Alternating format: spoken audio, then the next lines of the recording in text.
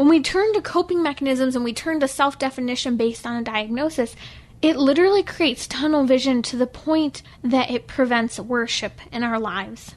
At the root of stress and our stress response is ultimately a disbelief in God.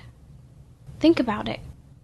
At the root of our unhealthy coping mechanisms, at the root of our various addictions, disorders, and temptations is really, we can either turn to that temptation and say, hey, this will define me, or say, yeah, I have this temptation, but I am more than that.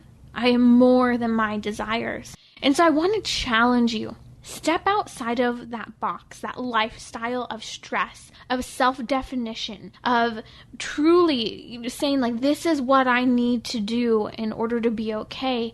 And instead, say the cliche, I'm not in control. God is.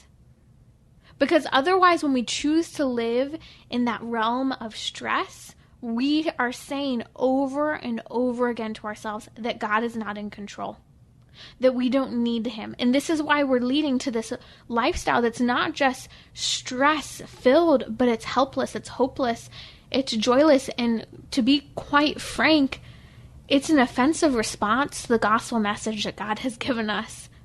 When Jesus is praying, and he says, Father, Lord of heaven and earth, thou hast hidden these things from the wise and the understanding and revealed them to babes.